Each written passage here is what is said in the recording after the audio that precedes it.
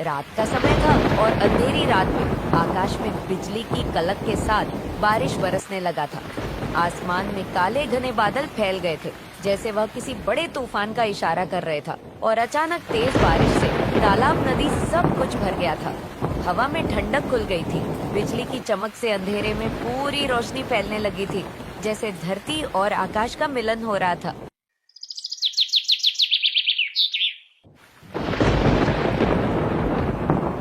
बेटा, जल्दी से थोड़ा आम मुझे भी दे दो। इस बारिश में आम ही खाकर भूख प्यास मिटा लूंगा। वैसे भी बारिश के कारण मेरा बेटा कहीं काम पर नहीं जा पा रहा है और पैसों की बहुत तंगी चल रही है। घर में कुछ खाने का नहीं है। काका, यही हाल सबका चल रहा है। इस बारिश ने सबको परेशान करके रख दिया है। बेटा, लाओ थोड़ा आम मुझे भी दे दो। ठीक है काका जी, ये आपके 1 किलो आम इतना स्वादिष्ट और रसीला है कि एक बार खाएंगे तो बार बार मांगेंगे। लेकिन बेटा, मेरे पास अभी पैसा तो नहीं है, बाद में आकर ले लेना। ठीक है काका, जब आपके पास पैसे हो जाएंगे तब ला कर दे देना। तू हमेशा खुश रहे बेटा, भगवान तेरा हमेशा भला करे। धन्यवाद काका, बस आपका यही आशीर्वाद हर दिन हमारे साथ रहे। अच्छा काका, अब मैं चलता हूँ, मुझे और भी जगह आम बेचना है।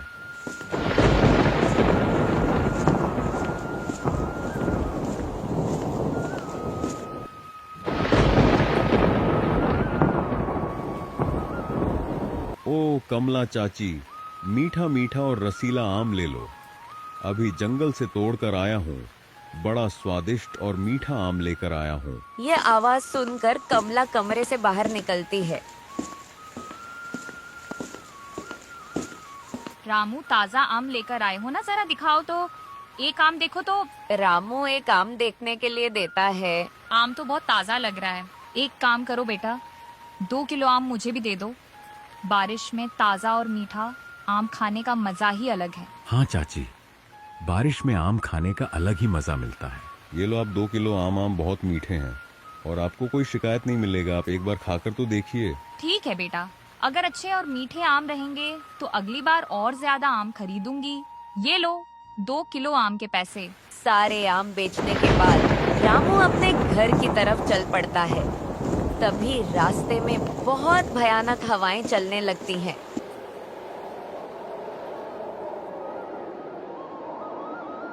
हे भगवान, अब मैं क्या करूं? हवा तो बहुत तेज चल रही है। अब मुझे जल्दी घर पहुंचना होगा।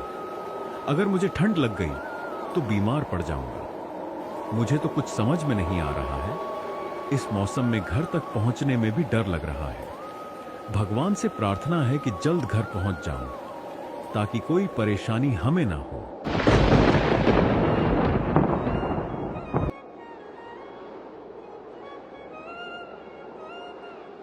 हे भगवान, वो अब तक कहाँ रह गए?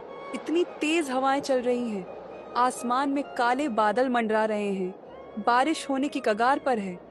तेज हवा के कारण इतनी ठंड लग रही है जैसे कि बारिश पूरी तरह से अपना असर दिखाना शुरू कर दिया हो। यह मानसून देखकर मेरा दिल घबरा रहा है।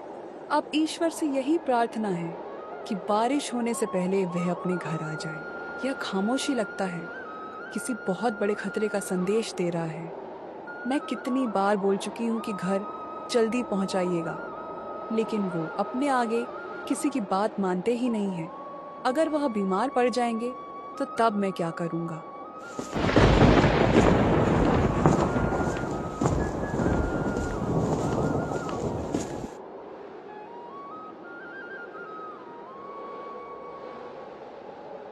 अरे जी, मैंने आपको कितनी बार कहा है कि आप ज्यादा बाहर मत रहा करिए। बारिश का मौसम चल रहा है। शाम होने से पहले घर आ जाया करें, लेकिन आप तो हमारी बात ही नहीं मानते हैं। अब चलिए, अंदर आपके लिए खाना लाती हूँ। तुम ठीक कह रही हो गीत, बाहर बहुत बारिश हो रही है। भला है ऊपर वाले की कि मेरा सारा आम बिक गया है। किसी तरह इस बारिश के माहौल में घर का खर्चा तो चलता है। इस बारिश ने सबको परेशान करके रख दिया है। गांव वाले आम खा के किसी तरह गुजारा कर रहे हैं। गीता, जल्दी से खाना ला दो ताकि सुबह जल्दी घर से निकल जाऊं और शाम होने से पहले घर वापस आ जाऊं। इस बारिश में घर से बाहर जाना बहुत परेशानी हो जाता है, लेकिन मुझे आम भी बेचने जाना है। नहीं तो 4 पैसे कहाँ से आएंगे? घर का खर्चा कैसे चल पाएगा? दोनों लोग घर में जाते हैं। गीता खाना लेकर आती है और रामू जल्दी से खाना खाने लगता है। गीता, इतनी भयानक बारिश हो रही है कि लगता है हमारी जानी ही लेकर छोड़ेगा। हमें बहुत सावधानी से रहना होगा, तब हम लोग इस बारिश से बच पाएंगे। आप सच बोल रहे हैं जी। आखिर हम लोग करें तो करें क्या? अगर बारिश में घर से बाहर ना जाओ तो 4 पैसे कहाँ से मिलेगा? बारिश में काम पर जाओ तो बीमार पड़ने का संभावना है। तब क्या करें? हम लोग कुछ समझ में नहीं आ रहा है। उस रात रामू और उसकी पत्नी गीता दोनों लोग खाना खाकर जल्दी से सो जाते हैं।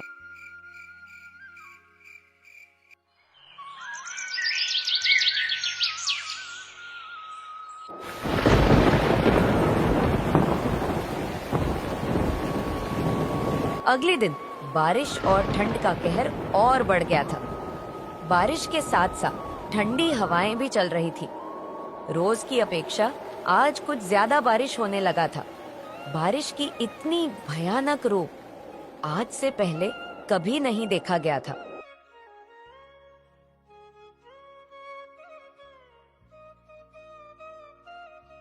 हे भगवान, अब मैं क्या करूं? आज तो और भयानक बारिश हो रही है। देखो बाहर गीता, बारिश के साथ साथ कितनी तेज हवा भी चल रही है। अब मैं आम बेचने कैसे जाऊंगा? मुझे तो कुछ भी समझ में नहीं आ रहा है। गीता, लाओ कुछ खाने को दे दो। बहुत जोर से भूख लगी है, खाना खा लूं, फिर जाऊं आम बेचने के लिए। इतनी बारिश हो रही है, जरूरी है क्या आम बेचने जाना? मत जाइए। अगर आप बीमार पड़ जाएंगे तब फिर मैं क्या करूंगी? मत जाइए जी आम बेचने। अब जब इस बारिश में आम बेचने जाएंगे तो मुझे बहुत परेशानी होने लगेगा। यह तुम कैसी बात कर रही हो गीता? मुझे जाना होगा, नहीं तो घर का खर्चा कैसे चलेगा?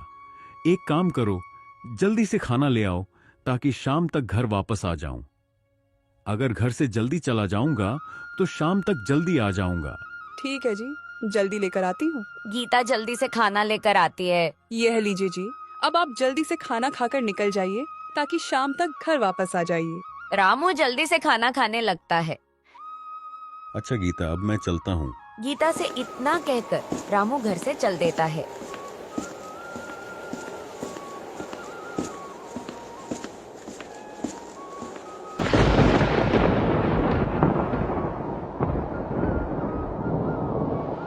हे भगवान, आज तो बहुत जोर से बारिश हो रही है। आम बेचने जाना भी जरूरी है, नहीं तो राशन पानी नहीं आ पाएगा, तो फिर भूखे रहना पड़ेगा सब लोग को। रामू इतना सोचने के बाद आम का ठेला लेकर निकल जाता है।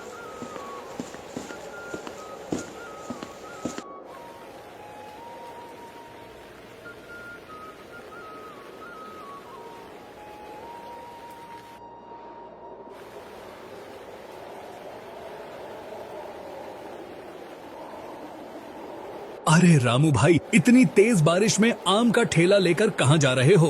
अरे रामू भाई सुनो, मौसम विभाग का कहना है कि इस बारिश का बहुत भयानक रूप देखने को सब लोग को मिलेगा। हाँ भाई रामू, इसलिए हमें पहले से तैयारी बनाकर रखना होगा। अगर हम पहले से तैयारी नहीं बना लेंगे तो हमें और हमारे परिवार वालों को बहुत परेशानी का सामना करना पड़ेगा। इसलिए जरूरी है कि हम खुद को हर हालत के लिए तैयारी बनाए रखें, ताकि हम किसी भी परिस्थितियों को सही तरीके से निपट सकें। मौसम का पता तो चलता नहीं, लेकिन हमें खुद सावधानी से रहना होगा। तुम दोनों सही कह रहे हो भाई। लोग अगर मौसम आज से और ज्यादा खराब हो गया तो सबसे पहले मेरा ही काम खत्म हो जाएगा। अच्छा भाई लोग, अब मैं चलता हूँ ताकि शाम तक मुझे सारा आम बेचकर घर भी जाना जरूरी है। रामू आम बेचने के लिए गांव के रास्ते होते हुए चौराहे की तरफ चल पड़ता है। उसी जगह पर बनिया नाम का एक व्यक्ति भी आम बेचा करता था। बनिया बहुत लालची इंसान था। वह ग्राहकों को ऊंचे दामों में आम बेचा करता है। बनिया पैसे वाला था तो वह बहुत सारा आम अपने गोदाम में रख लिया था। वही रामू रोज बेचता, रोज जंगल से आम लाता। बनिया के डर से रामू चौराहे पर अपना ठेला नहीं लगाता था। जब बनिया चौराहे पर किसी दिन ठेला नहीं लगाता था तो छुपा चोरी रामू जाकर चौराहे पर ठेला लगा देता था, जिस कारण उसकी ज्यादा आम बिक जाती थी।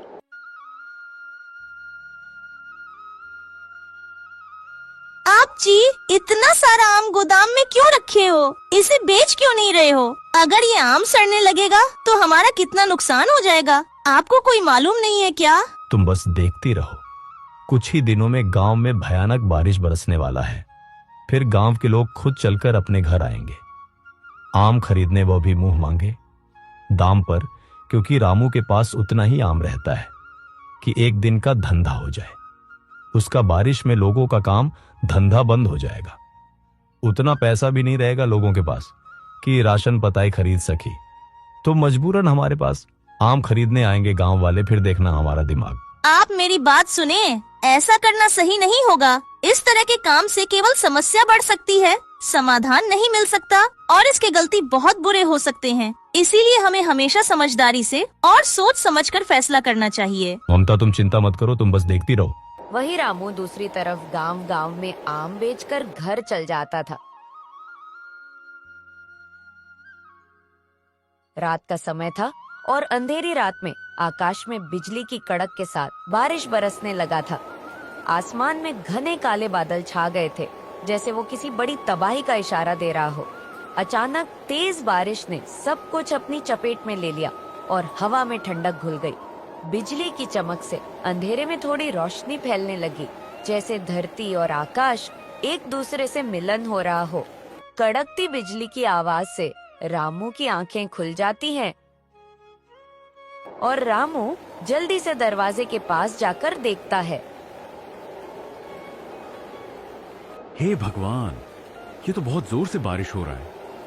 आज सुबह ही गांव के लोग बातें कर रहे थे कि मौसम विभाग का कहना है कि इस बार खूब भयानक ठंड पड़ेगी और खूब कड़ाके की बारिश होगी। पर इतनी जल्दी बारिश हो जाएगी, ये तो मैंने सोचा भी नहीं था। अब क्या करें, मेरे पास आम भी पूरा बिक गया है। अगर मुझे पता होता कि इतना जल्दी बारिश बरसने लगेगा तो मैं जंगल से जाकर और आम ले आता। आम के बगीचे का मालिक बोल रहा था, अगर बारिश शुरू हो जाएगी तो मैं सारा आम शहर भिजवा दूंगा। फिर भी मेरी आंखें नहीं खुली और मेरे समझ में नहीं आया कि मैं एक ठेला आम और खरीद लूं। अब तो हमें बहुत परेशानी होगा। गीता, अरे वो गीता, मेरे पास आओ ना।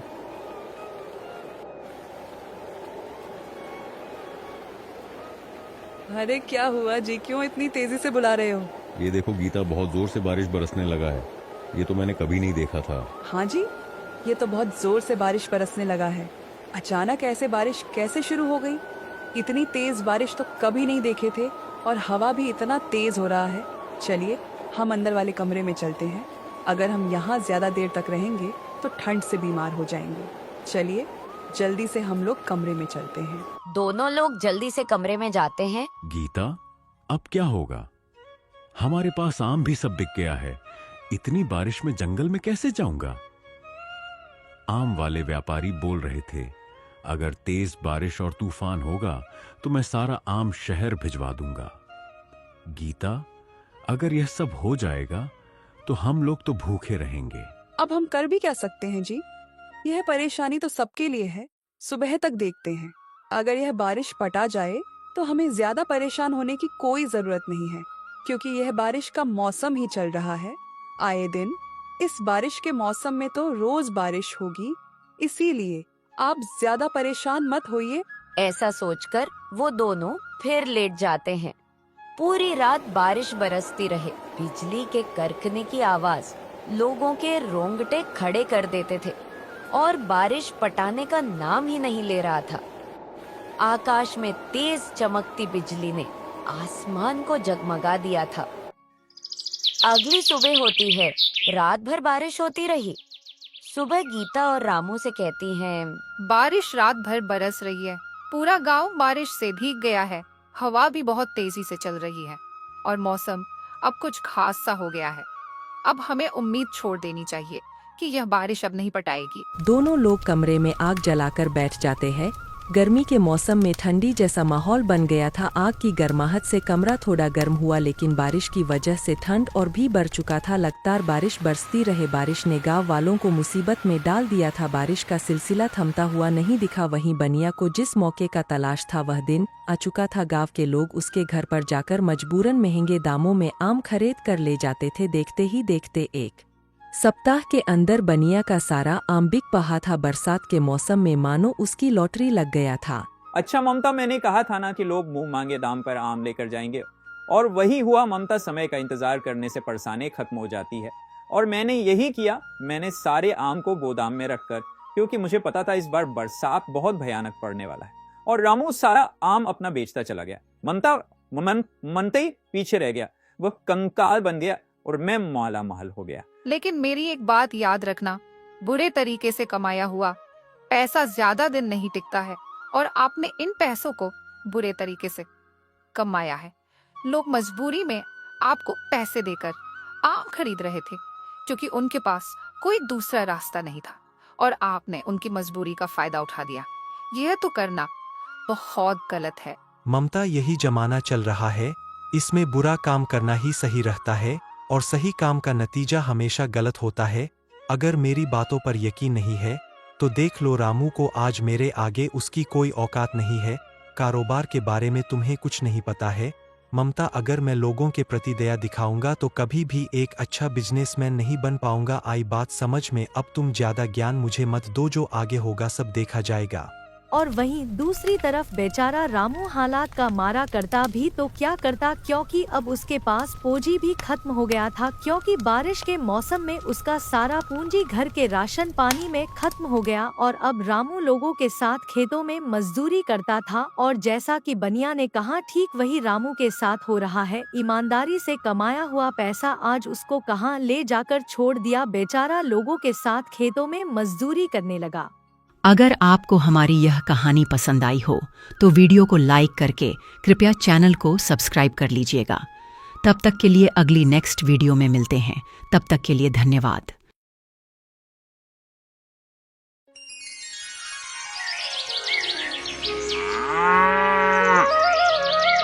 हरे भरे खेतों और पेड़ों से घिरा एक सुंदर सा गांव था, जिसका नाम था प्रकाशपुर। प्रकाशपुर गांव अपनी सुंदरता के लिए जाना जाता था। गांव से लगे हुए बगीचे और हरे भरे खेत गांव की सुंदरता बढ़ाते थे। गांव के पास एक नदी था जिसका नाम था सरिता। इस नदी से ही सारे बगीचों और खेतों को पानी मिलता था। गांव की खेतीबाड़ी इसी नदी की वजह से टिका था। गर्मी का मौसम अपनी चरम सीमा पर आ गई थी, जिसकी वजह से नदी भी अब सूखने के कगार पर आ गई थी। गांव के लोगों को अब बारिश का इंतजार कर रहा था। गांव में 3 पड़ोसी अर्जुन, विक्रम और हरीश रहते थे। अर्जुन अपनी पत्नी कविता के साथ रहता था और विक्रम और हरीश पास के घर में एक साथ रहते थे। गर्मी से परेशान गांव के लोग अर्जुन, विक्रम और हरीश नरोत्तम की दुकान पर बैठे कर बातें कर रहे थे। अरे भाई लोग, इस साल तो गर्मी ने बहुत परेशान कर दिया है। धूप में बाहर निकलने की हिम्मत ही नहीं करती। हाँ भाई, ऐसी गर्मी में तो खेती करना भी बहुत मुश्किल हो जाता है। काम करने का भी मन नहीं लगता है। सही कहा विक्रम, लेकिन काम तो करना ही पड़ता है। बिना काम के तो कुछ नहीं हो सकता है। अब अगर काम नहीं होगा तो हमारे घर में खाने को भी कुछ नहीं होगा। हाँ, इतनी तेज धूप में बगीचे भी बहुत जल्दी सूख पड़ते हैं और खेतों में पानी भी बहुत लगाना पड़ता है, और ऐसी गर्मी में पानी की समस्या तो और भी बढ़ जाएगी। अगर ऐसा ही चलता रहा तो हमारे खेत भी बर्बाद हो जाएंगे। अब तो बस बारिश का ही इंतजार है। अब बारिश हो जाए तो सब कुछ ठीक रहेगा। अर्जुन, विक्रम और हरीश बारिश के बारे में सोचते हुए अपने घर चले जाते हैं।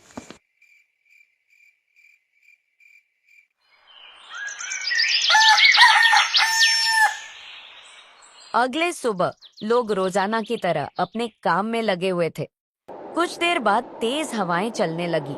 आसमान में काले बादल दिखाई देने लगे। लोग जल्दी जल्दी अपने अपने घरों की ओर जाने लगे। कुछ ही देर में सारा आसमान से काले बादल छा गए थे और बारिश भी बरसने लगा। अरे भाई अर्जुन, लगता है ऊपर वाले ने हमारी बातें सुन ली। बारिश बरसने लगा। हाँ विक्रम भाई, अब पानी की समस्या खत्म हो जाएगी। अब सब कुछ ठीक हो जाएगा। सभी गांव के लोग बारिश को देखकर बहुत खुश हुए थे। पूरे गांव में बारिश की वजह से खुशहाली का माहौल बन गया था। अर्जुन अपने घर पहुंचकर अपनी पत्नी से कहता है, अरे कविता, अब बारिश बरसने लगा है। अब ये गर्मी कम हो जाएगी। अब हमारे खेत और बगीचे हरे भरे हो जाएंगे और नदी भी जो सूख रही थी अब वह भी पानी से भरने लगेगा। हाँ, अब हमारी फसल भी अच्छी हो जाएगी। अब हमें फसल से अच्छा मुनाफा होने लगेगा। सही कहा। हम इस बार की फसल बेचकर खूब पैसा कमाएंगे और एक अच्छा सा घर बनाएंगे। बस यह बारिश ऐसे ही बरसने लगे और यह बारिश की रात ठीक से गुजरने लगे। सभी गांव वाले बारिश को देखकर बहुत खुश हुए। बारिश होते होते रात हो जाती है। अर्जुन और उसकी पत्नी सो जाते हैं।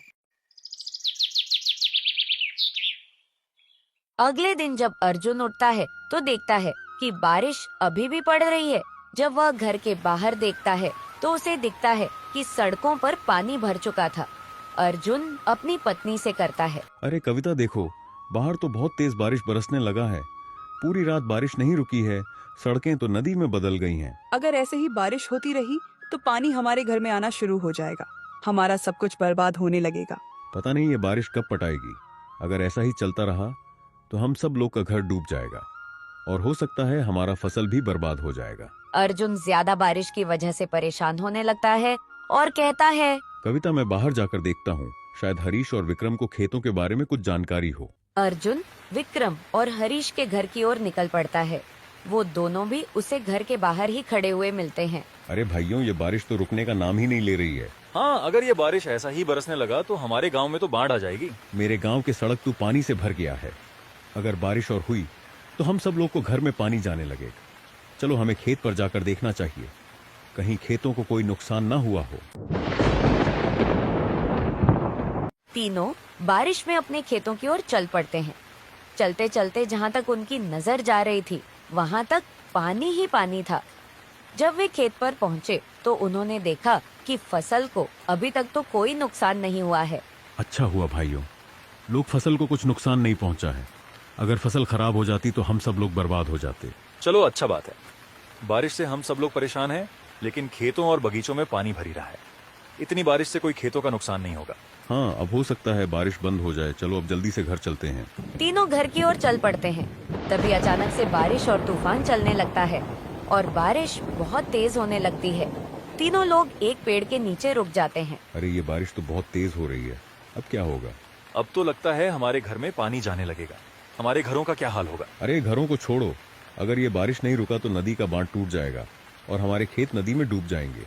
हमें जल्दी नदी के पास जाकर देखना होगा। तीनों लोग नदी के पास जाने लगते हैं। तीनों लोग नदी के पास पहुँचे तब देखा तो नदी अपने आप बहुत तेज बह रही है। अरे भाई लोग, ये नदी तो अपने आप बहुत तेज बह रही है। अगर ये ऐसे ही बहती रही थोड़ी ही देर में बांध टूट जाएगा। लेकिन अब हम इस बात को टूटने से कैसे रोके? अब हम क्या करें? हमें मिट्टी के कट्टे बांध के ऊपर लगाने होंगे ताकि यह बांध मजबूत हो सके। चलो जल्दी जल्दी इस कट्टे को बांध के ऊपर लगाओ। तीनों मिट्टी के कट्टों से बांध को मजबूत करने में लग जाते हैं, लेकिन थोड़ी ही देर में हवा और बारिश उनकी सारी कोशिशों को नुकसान कर देता है। नदी का तेज बहाव बांध को तोड़ देता है और सारा पानी खेतों और गांव में भर जाता है। जिस बारिश को देखकर गांव वाले खुश हो रहे थे, वही बारिश उनके दुख का कारण बन गई। तीनों जब अपने खेत पर पहुंचते हैं तो देखते हैं कि सारी फसल नुकसान हो गया है। अरे यह क्या हुआ? हमारे खेतों में तो पानी भर गया, हमारी सारी फसल नुकसान हो गया है। अब हम क्या करेंगे? यह फसल ही तो हमारी रोजी रोटी थी। अब हम क्या खाएंगे? फसल बेचकर ही तो हमारा पेट भरता था। हर साल हमारे खेतों में इतना अच्छा फसल उगता था, लेकिन इस साल पता नहीं ऐसा क्यों हुआ। तीनों दुखी मन से अपने पने घर वापस चल पड़ते हैं। फसल के बर्बाद हो जाने से मोहन बहुत चिंतित हो जाता है। वो अपनी पत्नी से कहता है, अरे कविता, हमारी इस बार की सारी फसल नुकसान हो गया।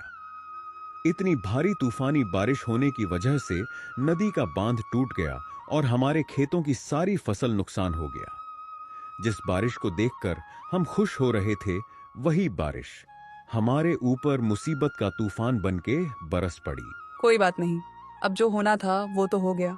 अब हम इसमें क्या कर सकते हैं?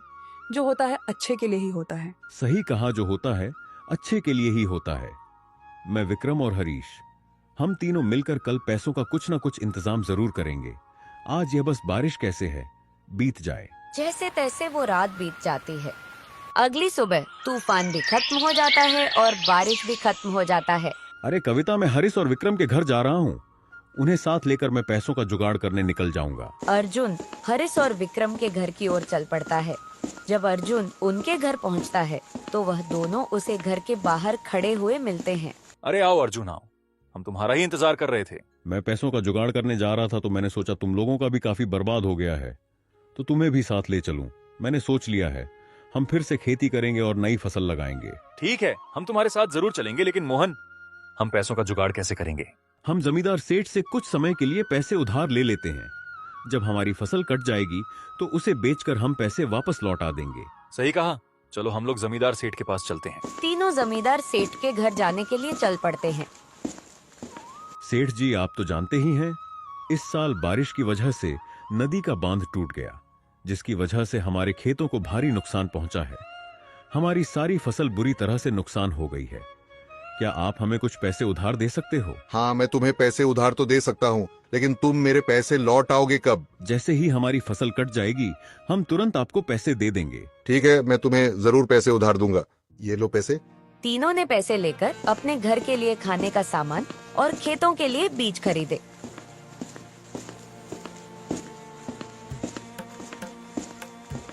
तीनों ने अपने खेतों में बीज बोने शुरू कर दिए। कुछ दिन के बाद तीनों के खेत में हरी भरी फसल लहराने लगी। अरे विक्रम और हरीश, देखो कितनी अच्छी फसल हुई है। इसे तो बेचकर हमें अच्छा खासा मुनाफा होगा, जिससे हम जमींदार सेठ का उद्धार भी दे देंगे। हाँ अर्जुन, इस बार की फसल देखकर तो मेरा भी दिल खुश हो गया। अगले दिन तीनों की फसल कट जाती है। तीनों बहुत खुश होते हैं। अरे भाइयों लोग, इस बार अच्छा खासा मुनाफा हुआ है, चलो जमींदार सेठ को उसका पैसा दे देते हैं। तीनों लोग जमींदार सेठ की घर की ओर निकल पड़ते हैं।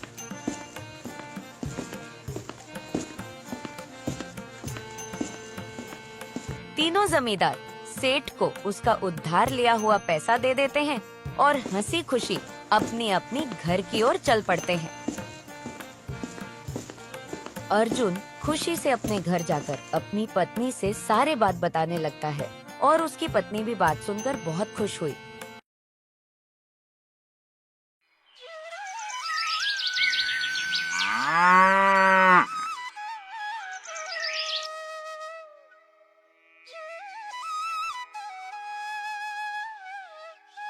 हे भगवान, ये गर्मी तो मेरी जान लेकर छोड़ेगी। क्या हुआ दादी जी, आपको गर्मी लग रही है?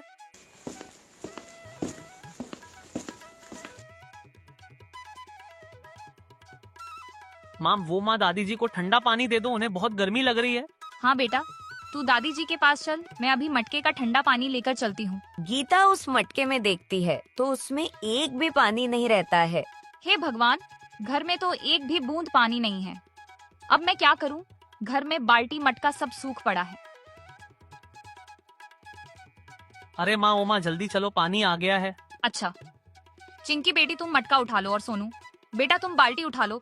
गरीब गीता के लिए यह रोज की परेशानी थी। वह अपने पति, बच्चों और सास के साथ एक छोटी सी घर में रहने लगी थी, जहाँ पूरे गांव में एक ही पानी की टोटी थी, जहाँ पानी समय से आता था। उस गांव के लोग सुबह 5-4 बजे से ही नंबर लगाकर उसके पास खड़े हो जाते थे। गीता भी अपने बच्चों के साथ उसके पास पहुंचती है। पहले ही लोगों की लंबी लाइन लगी हुई थी और लोग पानी भरने के लिए एक दूसरे से लड़ाई कर रहे थे। अरे ओ सरला मौसी, कहाँ बीच में घुसती जा रही हो? दिखाई नहीं दे रहा है क्या यहाँ? हम सब लोग सुबह 5 बजे से आकर लाइन में लगे थे। एक तो बाद में आती हो और सबसे पहले लाइन में घुसने की कोशिश करती हो। अरे मैं भी देखता हूँ, मुझे कौन रोकता है? अगर बूढ़ी दादी थोड़ा पानी भर भी लेगी तो तेरा क्या चल जाएगा? उन लोगों को झगड़ा देखकर गीता सोचने लगती है। हे राम, घर में तो एक भी बूंद पानी नहीं है। काम के लिए भी समय हो गया है। अब पता ना जाने मेरा नंबर कब लगेगा। कुछ समय बाद एक एक करके सभी लोग लड़ाई करने लगते हैं और इतने में ही पानी खत्म हो जाता है। अरे लगता है पानी खत्म हो गया। अरे क्या पानी खत्म हो गया? अब मैं क्या करूं? मेरी सास तो प्यासी से तड़प रही है और इधर इन सबके लड़ाई के चक्कर में पानी भी खत्म हो गया। हे राम, तू ऐसा गरीबों के साथ क्यों करता है? हम गरीबों के लिए पानी भी तुमने खत्म कर दिया है। अब हम लोग कैसे जिएंगे? गीता दुखी मन से उदास होकर घर की ओर चल पड़ती है। बहू, तुमने पानी ले आई हो क्या? जरा एक गिलास पानी पीने को दे दो, गला सूख रहा है। नहीं माँ जी, पानी नहीं लेकर आया हूँ। गांव वाले पानी को लेकर लड़ाई करने लगते हैं, इतने में पानी ही खत्म हो गया। माँ जी भगवान, हम गरीबों से हर तरफ से बदला लेकर छोड़ेंगे। हे भगवान, अब मैं क्या करूं? प्यास से तड़पने लगा हूं, ऊपर से यह गर्मी जान लेकर मानेगा भगवान। तू क्यों हम गरीबों को पानी के लिए तरसा रहा है? कम से कम मुझ बुढ़िया पर तो मदद कर। उस भगवान के भरोसे बैठेंगे तो कुछ नहीं होगा। आप चिंता मत करिए माँ जी, मैं काम पर जा रही हूँ और चिंकी को अपने साथ लेकर जा रहा हूँ। मालकिन के घर से 2 बोतल पानी आपके लिए भिजवा दूंगी, चिंकी को लेकर। गीता चिंकी को अपने साथ लेकर जा रही होती है। बाहर सर के ऊपर सूरज आ गया था, जिससे काफी तेज धूप लग रही थी। रास्ते में चलते हुए अचानक चिंकी की चप्पल टूट जाती है और धूप से पैर जलने लगता है। ले चिंकी बेटी, तब तक तू मेरा चप्पल पहन ले। गीता चिंकी को अपनी चप्पल दे देती है और खुद नंगी पांव धूप में चलने लगती है। कुछ समय बाद वह मालकिन के घर चल पड़ती है, जहाँ चिंकी देखती है कि मालकिन के घर के आगे एक बड़ा सा पानी का फाउंटेन लगा था, जिसमें से चिंकी पानी पीने लगती है। वाह, कितना मीठा पानी है माँ। अपना नल का पानी कितना कठोर होता है।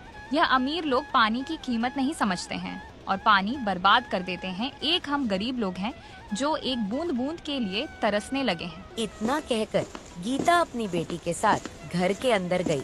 गीता की मालकिन ममता स्वभाव से बहुत घमंडी थी।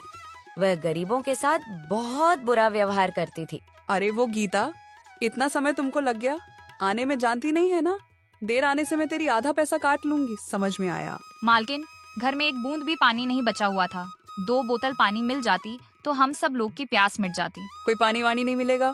हम क्या गरीबों के लिए हमने पानी का धर्मशाला खोल रखा है क्या? लेकिन वही उसकी बेटी प्रीति बहुत नेक दिल बढ़िया लड़की थी। वह अक्सर गरीबों की मदद करने लगी है। वह अपनी माँ और गीता की सारी बातें सुन लेती है। फिर गीता सारा काम कर लेती है और जब घर की ओर चलने लगती है, तभी प्रीति उसे कहकर पानी की बोतल भर के दे देती है। साथ में ही फ्रिज में से चोरी चुपके बर्फ भी देने लगती है। ले गीता, यह पानी की बोतल ले ले और यहाँ से जल्दी से चुपचाप चला जा। लेकिन माँ को कुछ भी पता नहीं चलना चाहिए। आपका बहुत बहुत धन्यवाद मैडम जी। गीता जल्दी से पानी लेकर घर पहुँच जाती है तो देखती है उसकी सासू माँ पानी बिना बेहोश पड़ी है। अरे ये क्या हो गया जी माँ जी को? पता नहीं गीता, जब मैं लौटकर घर आया तो माँ बेहोश पड़ी थी और बेहोशी में पानी पानी चिल्ला रही थी। मैं गांव वाले से पानी मांगने भी गया, लेकिन किसी ने थोड़ा पानी भी नहीं दिया था। फिर गीता बोतल में से पानी की छींटें अपनी सांस के चेहरे पर डालती है, जिससे उन्हें होश आ गया और दिन भी बहुत खराब होते जा रहा था। गर्मी अपना रूप ले लिया था, जिस कारण अब पानी की और भी परेशानी पड़ गया था। चिंकी और सोनू को नहाए हुए 1 हफ्ता हो गया था, जिस कारण उनके शरीर पर गमौरियां होने लगा था और उन्हें पूरे शरीर में चुभन सी महसूस होने लगी थी। माँ, मुझे बहुत तेज की गर्मी लग रही है और शरीर से बदबू भी आने लगा है और माँ, मेरा शरीर भारी भारी सा लग रहा है। गीता सारा दिन टूटी के पास पानी के इंतजार में बैठी हुई थी, लेकिन पानी नहीं आता। बैठे बैठे उसे शाम हो जाती है कि तभी उसमें से पानी आने लगता है। यह पानी देख गीता बहुत खुश हो जाती है, लेकिन जब गीता उस पानी को सूंघने लगती है तो उसमें से गंदगी जैसा स्मेल आ रही थी और पानी का रंग भी गंदगी के पानी के तरह था। हे भगवान, अब मैं क्या करूं? कुछ ना होने से कुछ खराब पानी ही सही। गीता परेशानी में ही वह गंदा पानी को भर लेती है, लेकिन वह पानी न ही तो किसी से पिया जा रहा था और न ही किसी को उस पानी से नहाया जा रहा था। फिर चिंकी को एक दिमाग आता है और वह हाथ में मटका लिए अपने भाई सोनू के साथ मालकिन के घर के पास पहुंच जाते हैं और दोनों वहां लगे फाउंटेन से पानी भरने लगते हैं। तभी ममता उन्हें ऐसा करते हुए देख जाती है और ममता बच्चों को देखकर गुस्से में बोलने लगती है।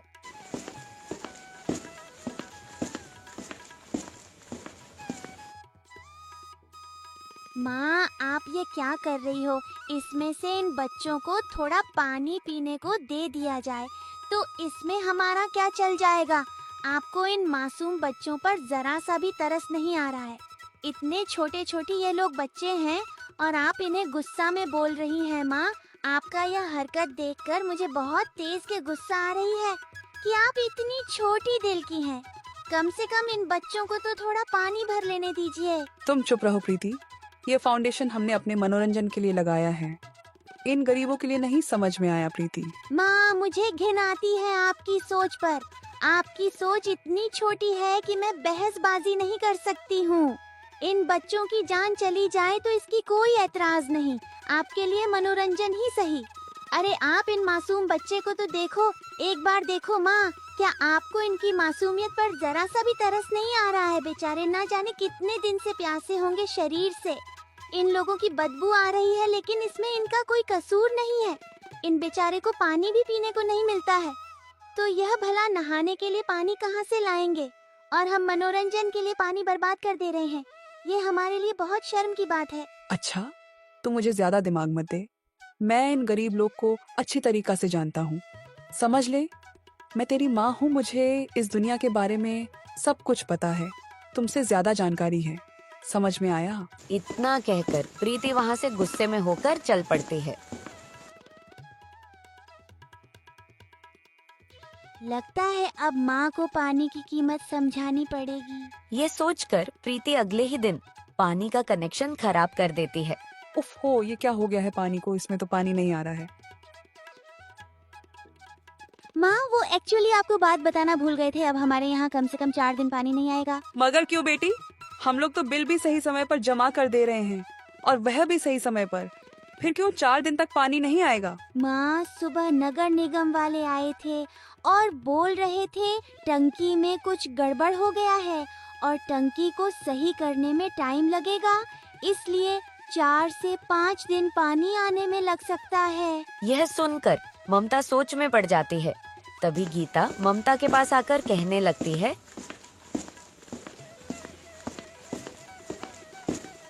मालकिन, आप चिंता मत करिए। कल हमारे गांव में पानी का टैंकर बैठेगा और उसमें से आपके लिए भी पानी ले आऊंगी। यह सुनकर ममता को अपना गलती का एहसास होने लगता है। लोग सच कहने लगते हैं, इंसान पैसों से नहीं बल्कि अपने कर्मों से बड़ा होता है। आज तुमने सही बात साबित कर दिया गीता। मेरे पास इतना पानी मौजूद होते हुए भी उसमें से तुम्हें थोड़ा पानी नहीं दे पाया, और तुम टैंकर के पास जाकर इतना परेशानी में पानी भरकर लेकर आएगी। तू तो सच में दिल का साफ है। गीता, मुझे माफ कर दे जो मैंने तेरे साथ इतना गलत किया। आप भी मुझे माफ कर दो माँ। हमारे यहाँ कोई पानी नहीं गया है, बल्कि तो मैंने आपको पानी का कीमत समझाने के लिए ऐसा किया था। लेकिन सोचिए, पल भर में ही आप पानी के लिए इतना परेशानी में पड़ गई। तो ये बेचारे लोग पानी के लिए तरस रहे हैं, सारी गर्मी और धूप की कमी से जूझते हैं। इन लोगों को नहाना तो दूर की बात है और इन लोगों को भी पानी नहीं मिलता है। कितनी शर्म की बात है माँ। अपने देश में 42% पानी होने के बावजूद भी हमारे देशवासी पानी के लिए तरसने लगे हैं। हम सबके लिए शर्म की बात है माँ। ये लोग बेचारे अपनी परेशानी से परेशान हैं। कम से कम हम तो इन्हें परेशान न करें। तू सच कह रही है बेटी। आज तुमने मेरा दिमाग खोल दी। मैं इस बेचारी गीता को बहुत परेशान करती थी, लेकिन अब मुझे सब समझ में आ गया। गीता तो बहुत बड़ी दिल की है, हम लोग तो इसके आगे बहुत छोटे हैं।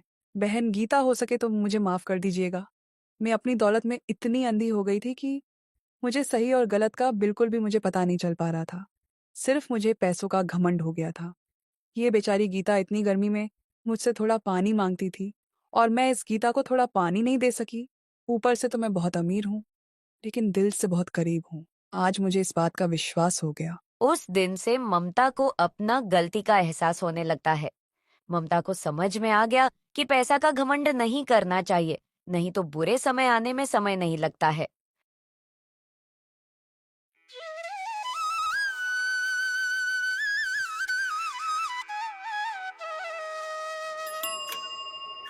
यह कहानी है रामपुर गांव की। इस गांव में सोहन नाम का एक लकड़हारा रहा करता था। सोहन अपनी पत्नी कमला और 2 बच्चों के साथ एक छोटे से घर में रहता था। सोहन गांव के जंगलों से लकड़ियां काटकर उसे बाजार में बेचने का काम करता था। लकड़ियों को बेचकर आए पैसों से वह अपने परिवार को गुजारा करता था। जून का महीना आ चुका था। गर्मी अपनी चरम सीमा पर आ गई थी। घर से बाहर निकलते ही ऐसा लगता था जैसे आग बरस रही हो। रामपुर गांव में यूं तो अक्सर गर्मी के समय तापमान 42 डिग्री तक चला जाता था, मगर इस बार तापमान बहुत ज्यादा बढ़ गया था। गर्मी से सब लोग को बुरा हाल हो गया था। या रात हो या दिन हो, सब लोग गर्मी से परेशान हो गए थे। इस साल तो गर्मी बहुत ज्यादा पड़ रहा है। इस गर्मी में तो काम करना बहुत मुश्किल हो गया था। इतनी कड़ी धूप में बाहर निकलो तो ऐसा लगता है जैसे यह शरीर किसी आग की भट्टी में जल रहा हो। अरे जी, इस साल की गर्मी तो बहुत ज्यादा पड़ रहा है। हमसे अच्छे तो उन शहर वालों की किस्मत है जो गर्मी में भी दिन भर एसी में बैठे कर ठंडी ठंडी हवा खाते हैं, और एक हम गरीब लोग हैं जो सारी दुख परेशानी हम गरीबों के ही नसीब में होता है। ना जाने पिछले जन्म में कौन सा बुरा कर्म किया था जो इस जन्म में भगवान ने हमें इतना गरीब बना दिया है कि इतनी सड्डी गर्मी में हम लोग एक कूलर तक भी नहीं खरीद पाते हैं। जरा सुनिए, देखिए ना, अगर हो सके तो इस गर्मी में हमें कूलर खरीद दीजिए। बहुत गर्मी लगती है। अगर कूलर की ठंडी ठंडी हवा चलेगी तो हमारा घर कितना ठंडा रहने लगेगी। और आप भी इतनी कड़ी धूप में मेहनत करके घर आते हैं। जब ठंडी ठंडी हवा आपके शरीर पर पड़ेगी तो आपकी सारी गर्मी और थकान पल भर में दूर हो जाएगा। तभी मोंटू और पिंकी बोल पड़ते हैं, हाँ पापा, हमें कूलर दिला दो ना, हमें बहुत गर्मी लग रही है पापा। परसों जब हम मुखिया जी की दावत में गए थे तो उनके घर में बड़े बड़े कूलर लगे थे। बहुत ही ठंडी हवा आ रही थी। पापा, हमें भी कूलर खरीदो ना। कमला, तुम्हें तो पता है ना कि कूलर मैं नहीं ला पाता हूँ। कूलर बहुत महंगा आता होगा, और हमारे गांव में तो कूलर केवल मुखिया जी के पास और गांव में रहने वाले कुछ अमीर लोगों के पास ही होता है। अगर कूलर इतना सस्ता होता तो गांव के हर घर में कूलर होता। हम गरीब लोग हैं, हम कूलर जैसे चीजों का इस्तेमाल नहीं कर पाते हैं। उसके लिए बहुत पैसे चाहिए जो हमारे पास नहीं है। इतना कहकर सोहन काम के लिए चल पड़ता है। चलो बच्चों, जाओ अपना स्कूल का तैयारी करो। लगता है हमारा कूलर का सपना सपना ही रह जाएगा। हे राम, अब मैं क्या करूं? कमला और बच्चे कूलर मांग रहे हैं। मैं उनकी यह इच्छा पूरा करना चाहता हूं, मगर इतना पैसा तो हमारे पास नहीं है। मैं उनके लिए कूलर ला सकूं। लकड़ियों को बेचकर जितने पैसे आते हैं उसमें तो मुश्किल से खाने पीने का हो सकता है। तो ऐसे में कूलर के लिए पैसे कहां से लाऊंगी? आज घर जाते समय एक बार कूलर की दुकान पर जाकर उसका दाम पूछ कर आऊंगा। लकड़ियां काटने के बाद सोहन घर जाते समय एक कूलर की दुकान की ओर चल पड़ता है। अरे दुकान वाले भैया, इस कूलर का क्या दाम है? अरे भाई, 3000 से शुरू है। बताओ तुम्हें कौन सा कूलर चाहिए, ये बड़ा वाला या ये छोटा वाला? ये बड़ा वाला बहुत बढ़िया हवा देता है। बोलो कौन सा चाहिए? भैया, अभी मैं बस दाम पूछने आया था। अभी मैं जाता हूँ। हे भगवान, 3000 तो हमारे पास अभी पैसे नहीं है। सोहन घर की ओर चल पड़ता है। तभी रास्ते में उसे एक भंगार की दुकान दिखाई देता है जहाँ पर एक पुराना कूलर लगा था। सोहन उस दुकान पर जाता और दुकान वाले से पूछता है, भैया ये कूलर चलता है कि नहीं? हाँ भैया, यह कूलर बिल्कुल चलता है। मात्र 500 का है। 500 दो और कूलर घर ले जाओ। अरे भैया, कुछ कम नहीं हो पाएगा क्या? नहीं नहीं, 500 में ही मिलेगा, इसमें कम नहीं हो पाएगा। अगर लेना है तो पूरे 500 देने होंगे। 500 अभी हमारे पास नहीं है। अब मैं क्या करूं? कुछ समय सोचने के बाद सोहन का ध्यान गांव के मुखिया पर जाता है, जो गांव के जरूरतमंद लोगों को पैसे उधार देता है। एक काम करता हूँ, मुखिया जी से 500 उधार ले लेता हूँ और इस बार ज्यादा लकड़ियां काटकर बाजार में बेचूंगा, और जो पैसे मिलेंगे उनसे मैं मुखिया जी के पैसे वापस दे दूंगा। हाँ, यही सही रहेगा। मुझे मुखिया जी के पास चलना होगा। वह भले मुखिया हैं, वह जरूर मेरी मदद करेंगे। सोहन मुखिया जी के पास चला जाता है। उससे 500 उधार मांगने की बात करता है। मुखिया उसको उधार देने के लिए राजी होने लगता है। ठीक है सोहन, ये लो RS 500 जैसा तुमने कहा है। 2-4 दिन में दे दूंगी तो मुझे समय पर दे देना। मुझे और लोगों को भी पैसे उधार देने होते हैं। ठीक है मुखिया साहब जी, मैं आपको 2-4 की आखिरी दिन को पैसे दे दूंगा। पर मुखिया जी, मुझे इसका कितना ब्याज देना होगा? सोहन, तुम इतनी छोटी बात क्यों करते हो? तुमने तो बस 500 बस लिए हो ना। भला RS 500 में क्या ब्याज मांगूंगा? तुम बस जितने लिए हैं उतना ही समय पर लौटा देना। मुखिया जी, आपका बहुत बहुत धन्यवाद। मैं आपके पैसे समय पर दे दूंगा। इतना कहकर सोहन वापस भंगार की दुकान की ओर चल पड़ता है और दुकान वाले को 500 देकर कूलर घर ले आता है। घर में कूलर को देखकर कमला और बच्चे बहुत ज्यादा खुश होते हैं। अरे जी, आप ये कूलर कहाँ से लाए हैं और आपके पास इसे लेने की पैसे कहाँ से आए हैं? बताइए ना, आपकी कोई काम लगी है क्या? हाँ जी, बताता हूँ। थोड़ा सब्र रखो ना। ये कूलर मैंने भंगार की दुकान से खरीद कर लाया हूँ और पैसे मैंने मुखिया जी से उधार लिए थे। बस उसी से यह कूलर खरीदा हूँ। तुम्हें और बच्चों को कूलर चाहिए था ना, तो बस में ले आया कूलर। चलो इसको चालू करके देखते हैं आखिर ये कैसी हवा देता है। जैसे ही सोहन कूलर चलाता है, पूरे घर में कूलर में से ठंडी ठंडी हवा निकलने लगती है। कमला और बच्चे भी कूलर की ठंडी ठंडी हवा खाकर खूब मजा लेते हैं। अरे पापा, ये तो कूलर बहुत ठंडा हवा दे रहा है। देखिए, इस कूलर में से निकलने वाली हवा ने पूरे घर को कैसे ठंडा कर दिया। अब तो यह भयानक गर्मी भी हंसते हंसते बीत जाएगी। इसी तरह खुशी खुशी कुछ समय बीत जाता है। अब यह बात गांव में धीरे धीरे सबको पता चलने लगता है कि सोहन के घर पर कूलर आया है।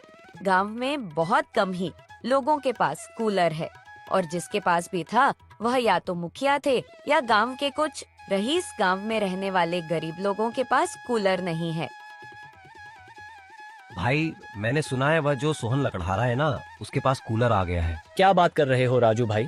वह तो पूरे गांव में सब लोग से कहता है कि मेरी कमाई ज्यादा नहीं होती है। वह तो इतना ही कमा पाता है कि वह अपनी परिवार को पेट भर पाए, तो उसने कूलर कहाँ से ले लिया? अरे भाई लोग, कल मैंने उसको मुखिया जी के घर जाते हुए देखा था। जरूर मुखिया जी से पैसे लेकर लिया होगा। हाँ, यही हो सकता है भाई। लोग भला हम गरीब लोग कहाँ से कूलर खरीद सकते हैं?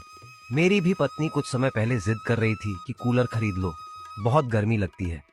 पर अब तुम बताओ, हम सब गरीब लोग कूलर कहाँ से खरीद सकते हैं? मैं सोच रहा हूँ क्यों ना सोहन से बात करके देखो, आखिर उसने कूलर कैसे खरीद लिया है और उसका पैसा कैसे लौट आएगा। सोहन अगले दिन काम के लिए चल पड़ता है तो राजू उसे रोकते हुए कहता है, अरे सोहन भाई, मैंने तुम्हारे बारे में सुना है, तुमने एक नया कूलर खरीद लिए हो। अरे नहीं राजू भाई, नया कूलर नहीं है। नए कूलर के पैसे कहाँ से लाएंगे? वो एक पुराना कूलर है, एक भंगार की दुकान में बिक रहा था तो मैंने मुखिया जी से थोड़ा पैसे लेकर खरीद लिया। ओह अच्छा, तुमने पुराना कूलर उधार के पैसे से खरीदा है? हाँ राजू भैया, अब तो हमारे पास इतना पैसा था नहीं कि नया कूलर खरीदने का, और बच्चे भी बहुत ज्यादा परेशान कर रहे थे कि पापा इस बार कूलर ला दो, तो मुझे भंगार की दुकान पर दिखाई दे रहा था तो मैं पुराना कूलर खरीद लिया। अब मैं काम पर जा रहा हूँ, मुखिया जी का पैसा लौटाना है, इसलिए अब मुझको ज्यादा काम करना पड़ेगा। चलो भाई, अच्छा हुआ कि तुमने पुराना कूलर खरीद लिया। अब मेहनत करके मुखिया जी का जल्दी कर्ज भर देना।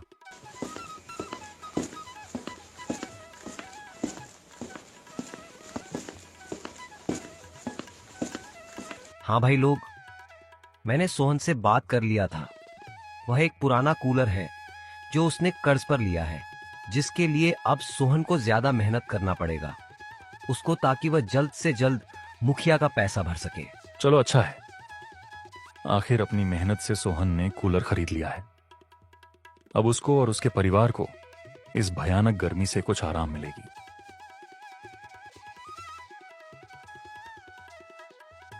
अजी सुनते हो, सारे मेहमान घर पर आ रहे हैं और तुम्हें पता है ना बाहर कितनी भयानक गर्मी है।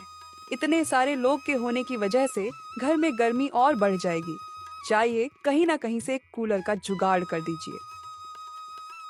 सुनीता, तुम्हें तो पता है ना अभी शादी में कितना खर्च हो गया है, और कूलर जैसी इतनी महंगी चीज खरीदने के पैसे नहीं है। इतनी मेहनत से पाई पाई रखकर मैं आज बिटिया का ब्याह कर पा रहा हूँ।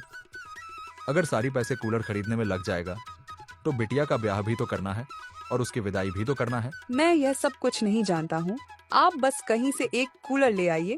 बिटिया के ससुराल वाले भी घर आने वाले होंगे, वह देख कि इनके घर में एक कूलर तक नहीं है तो वह क्या सोचेंगे। हमारे बारे में जाइए, आप कहीं ना कहीं से एक कूलर का इंतजाम कर दीजिए। तभी कासिम का ध्यान गांव के लोगों की ओर जाता है। भाई मैंने सुना है वह जो सोहन लकड़हारा है ना, उसने कूलर ले लिया है। मैं सोहन से बात करके देखता हूँ, क्या पता वह मुझे कुछ दिन के लिए कूलर किराए पर देने को मान जाए। ठीक है नीलम, तुम सारे मेहमानों को इकट्ठा करो, मैं कूलर का इंतजाम करता हूँ। तभी सोहन के घर पर गांव का एक व्यक्ति आता है। सोहन भाई, तुमसे कुछ काम था? बोलो कासिम, तुझे मुझसे क्या काम है? सोहन, क्या तुम कुछ दिन के लिए अपना कूलर उधार दे सकते हो? क्या मुझे जितना तुम्हारा पैसा होगा उतना मैं पैसा दे दूंगा। वह मेरी बिटिया का ब्याह है ना, तो बहुत सारे मेहमान घर पर आ रहे हैं, और तुम्हें तो पता है ना कि गर्मी कितना ज्यादा पड़ रही है, तो इसलिए कुछ दिन के लिए कूलर तुमसे उधार लेना है। कासिम, तुम्हें तो पता है ना, मेरे घर में एक ही कूलर है। अगर मैं यह तुम्हें दे दूंगा तो मेरे घर वाले कूलर का ठंडा ठंडा हवा कहाँ खाएंगे? तभी कमला को एक दिमाग आता है और वह कासिम से कहती है, हाँ ठीक है कासिम, हम आपको कुछ दिन के लिए कूलर दे सकता हूँ, लेकिन आपको प्रतिदिन के हिसाब से 10 रुपए देना होगा, जितने दिन तक आप कूलर रखेंगे। कासिम कमला की बात पर पूरा विश्वास कर लेता है और वह कूलर ले जाता है। अरे जी, मेरे दिमाग में एक विचार आया है, क्यों ना हम कूलर भाड़ा पर दिए करें, क्योंकि गांव में बहुत सारे लोग हैं जिन्हें गांव के छोटे मोटे सामानों के लिए कूलर की जरूरत तो पड़ेगी ही। तो क्यों ना हम अपने कूलर को भाड़ा पर देने को काम शुरू कर दे, इससे हमारी कमाई का एक जरिया भी बन जाएगा। बात तो तुम सही कह रही हो कमला, पर हमारे पास तो एक ही कूलर है। अगर वह तुम गांव गांव में बांटती रही हो तो तुम हवा कैसे खाओगी? आखिर ये कूलर तो मैं तुम्हारे और बच्चों के हवा खाने के लिए लाया था। अरे जी, कुछ दिन की तो बात है, जब कूलर को उधार पर देंगे तो उससे कुछ पैसे भी मिल जाएंगे और हम उन पैसे से एक और कूलर खरीद लेंगे। अब बोलो, कैसा लगा मेरा दिमाग? हाँ कमला, दिमाग तो तुम्हारा बहुत अच्छा है। थोड़ी ही दिन में भाड़ा पर कूलर देने की वजह से सोहन के पास कुछ पैसे इकट्ठा होने लगता है और वह आए पैसों से मुखिया जी से लिए हुए पैसे वापस कर देता है और बाकी बचे पैसों से एक और पुराना कूलर खरीद कर ले आता है और उसे अपने घर में लगा देता है। ऐसे ही 2 दिन बीत जाते हैं। तभी तीसरे दिन उसके घर पर 2 व्यक्ति आते हैं। सोहन भाई, मैं तुमसे 2 दिन के लिए कूलर भाड़े पर लेने आया हूँ। अरे भाई, मैं भी सोहन से कूलर भाड़ा पर लेने आया हूँ। भाई, तुम मेरी बात को समझो, मुझे कूलर की बहुत ज्यादा जरूरी है। तुम परसों ले जाना, मुझे यह कूलर आज और कल के लिए ले जाऊंगा। अरे भाई, पहले मैं आया हूँ तो कूलर में ही लेकर जाऊंगा। अरे आप लोग बिल्कुल झगड़ा मत कीजिए, मेरे पास 2 कूलर हैं, एक आप लेकर जाइए और एक आप लेकर जाइए। तभी सोहन के घर पर एक व्यक्ति और चलाता है। सोहन भैया, मुझे आज के लिए तुम्हारा कूलर भाड़ा पर चाहिएगा। भैया, अब तो मेरे पास 2 कूलर थे और दोनों भाड़ा पर चल गया है। अभी मेरे पास कोई भी कूलर नहीं है, मुझे माफ करना, मैं अभी आपकी कोई मदद नहीं कर पाऊंगा। इस तरह सोहन का कूलर भाड़े पर अच्छा खासा चलने लगता है। थोड़े ही दिन में सोहन की कमाई अच्छी होने लगती है, जिससे वह अब और नए कूलर खरीद कर ले आता है और उनको गांव में भाड़े पर देना शुरू कर देता है। थोड़े ही दिन में सोहन ने कूलर के भाड़े के आए पैसों से बहुत सारे नए कूलर खरीदने लगता है। कमला, अब मेरे पास बहुत सारे कूलर हो गए हैं, तो मैं सोच रहा हूँ क्यों ना बाजार में एक दुकान खोलें। अब मैं उसमें कूलर बेचने का काम करूंगा और भाड़े पर भी दिया करूंगा। दोनों काम एक साथ एक ही दुकान पर हो जाया करेगा। अरे जी, ये दिमाग तो आपका बहुत बढ़िया है, मैं भी आपकी मदद करवा दूंगा। सोहन ने बाजार में एक कूलर की दुकान खोल लेता है। अब सोहन दुकान पर कूलर केवल भाड़े पर देना बंद कर दिया था, बल्कि बेचा भी करता था। सोहन ने अपने दुकान पर सस्ते से महंगा तक कूलर रखना लगता है। हर प्रकार की बढ़िया बढ़िया कूलर रखता था और साथ ही साथ पुराने कूलर भी रखे थे। जिस व्यक्ति को पुराना कूलर की जरूरी होती थी, वह कम पैसे देकर पुराना कूलर ले जाता था। इस तरह सोहन का कूलर का व्यापार चलने लगता है। वह अब एक बढ़िया व्यापारी बन गया था और उसकी आर्थिक स्थिति में काफी सुधार आया था। उसने अपनी छोटी सी झोपड़ी को बहुत जल्द ही एक बहुत बढ़िया सा घर बना लिया था और सारे मिलकर खुशी खुशी पूरी गर्मी कूलर की हवा में गुजार लेते हैं।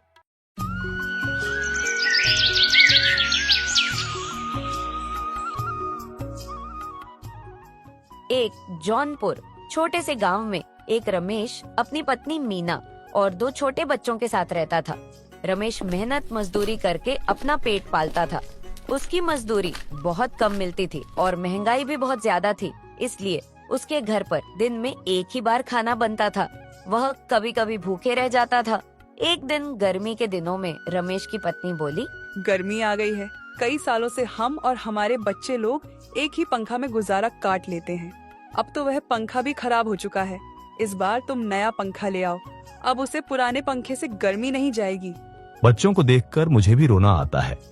मैं तो एक गरीब बाप हूँ जो घर में एक पंखा भी नहीं ला सकता हूँ। मीना, तुम तो जानती हो मेरा रोज की कमाई कितना है। मेरा घर का गुजारा बहुत मुश्किल से होता है। पता है, ऐसे में पंखा कहाँ से ला सकता हूँ। मेरा रोज की कमाई 200 रुपए है। एक पंखा की कीमत कम से कम 300 होगा। दिन भर में बहुत मुश्किल से 200 रुपए कमाता हूँ। मेरे पास यह 100 रुपए है, यह भी बहुत मुश्किल से रखा हूँ। तुम्हारे 100 रुपए सुभाष काका से निकलते हैं, तो जाओ 100 रुपए लेकर एक पंखा ले आओ। रमेश सुभाष के घर अपने 100 रुपए ने चला जाता है। रमेश अपने घर के बाहर खटिया पर बैठा होता है। सुभाष रमेश को देखकर कहता है, अरे रमेश भाई, आज तू मेरे घर कैसे आया? और सब बता, खैरियत है ना? हाँ सुभाष भाई, सब ठीक है। तुम्हारे पास अपना उधार 100 रुपए लेने आया हूँ। मुझे एक पंखा लाना है। बिना पंखे की रात दिन बहुत मुश्किल से काट रहा हूँ। रमेश भाई, मैं तुम्हारा दुख मुसीबत समझ सकता हूँ, लेकिन मेरे पास पैसा नहीं है। इस समय घर में एक पैसा मौजूद नहीं है। तुम अपना 100 रुपए कभी आना और ले लेना। इतने में ही सुभाष की पत्नी आ जाती है और कहती है, तुम रमेश भाई के पैसे क्यों नहीं देते हो? ऐसा गर्मी पड़ रहा है, बिना पंखे के रात भर कैसे काटते होंगे? रमेश भाई, मेरे पास यह RS50 है, ले लो और पैसे तुम्हें बाद में दे दूंगी। रमेश 100 रुपए लेकर पंखे की दुकान की ओर चल पड़ता है। दुकान वाले बहुत बढ़िया बढ़िया पंखा दिखाता है, लेकिन कोई भी पंखा 300 रुपए कम नहीं होता है। दुकान वाले भाई, मेरे पास केवल 200 रुपए हैं। आप मुझे कोई सस्ता और बढ़िया सा पंखा दिखा दो। अरे भाई, 300 रुपए से कोई बढ़िया पंखा नहीं है। केवल मेरे पास 300 रुपए वाला पंखा है। दुकान वाले भाई, मुझे यह 300 रुपए वाला पंखा दे दो। मैं तुम्हें 100 रुपए 2-4 दिन में दे दूंगा। हम ऐसे कंगाल को उधार नहीं देते हैं। कौन पीछे पीछे उधार पैसा मांगे? जो अपना रास्ता लो, आधा घंटा खराब कर दिया, जेब में 200 रुपए लिए हो और बढ़िया पंखा लेने चला है 300 रुपए वाला। बेचारा दुकानदार वाला का बात सुनकर निराश होकर वहाँ से चला जाता है। रास्ते में वह सोचते सोचते जाता है, कितनी हैरानी की बात है। मैं दिन भर काम करता हूँ, उस पर भी घर में कोई भी आराम का साधन नहीं है। गर्मी गर्मी से परेशान और ठंडी ठंडी से परेशान रहते हैं, और ना ही कभी पेट भर खाना नहीं मिल पाता है। ऐसी जिंदगी जीने की क्या फायदा जब मैं अपने बच्चों को सुख नहीं दे पाता। बेचारी मीना ने घर से निकलते समय कहा था कि पंखा जरूर लेकर आना। अब मैं क्या जवाब दूंगा? उसे बेचारी मेरी वजह से कितना परेशानी झेली है। अब मैं क्या करूं, कुछ समझ में नहीं आता है। तभी रमेश को गर्मी से परेशान देखकर एक बूढ़े आदमी दिखाई देते हैं, जो किसी गहराई सन्नाटा में डूबे हुए थे और आसमान की तरफ देख रहे थे। उस बूढ़े आदमी को देखकर ऐसा लग रहा था जैसे वह बहुत बड़ी मुसीबत में है, लेकिन रमेश उसे बूढ़े आदमी को देखकर आगे बढ़ जाता है। थोड़ी देर के बाद रमेश सोचने लगता है, मैं कितना निर्दय हूँ कि उस बूढ़े आदमी को छोड़ आया। कहीं वह गर्मी से परेशान ना हो, कहीं बूढ़ा आदमी मर ना जाए। पता नहीं बूढ़े आदमी कुछ खाया होगा कि नहीं। मुझे उसकी मदद करना होगा। फिर रमेश उस बूढ़े के आदमी के पास जाता है। आदमी को गर्मी से परेशान देखकर रमेश को उस पर तरस आ गया था। फिर वह आदमी से बोलता है, बूढ़े बाबा, आप इतना गर्मी में यहाँ क्यों बैठे हैं? कोई आपकी मदद की जरूरत है, मैं आपका मदद कर सकता हूँ। बेटा, मेरा क्या मदद करोगे? मदद तो मुझे चाहिए, लेकिन तुम मेरी मदद क्या कर पाओगे?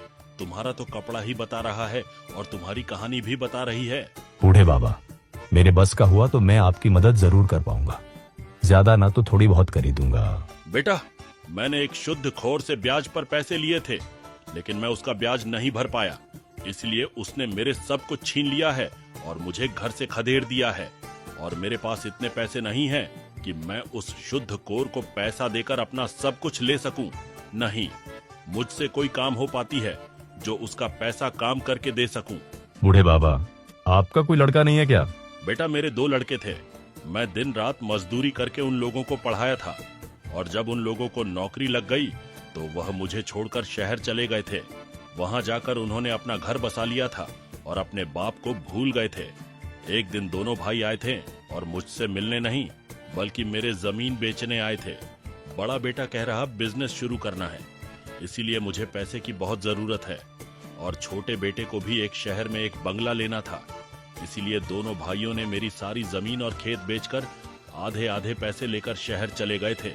यह कहते कहते बूढ़ा बाबा आदमी रोने लगा था। रमेश ने किसी तरह उनको चुप कराया था। बूढ़े बाबा, मेरी पत्नी और मेरे बच्चे इंतजार कर रहे होंगे। मैं आज उनको वादा किया था कि आज मैं उसका पंखा जरूर लेकर आऊंगी, लेकिन मैं उसके लिए पंखा तो न ला सका। और ये पैसे तुम ले लो।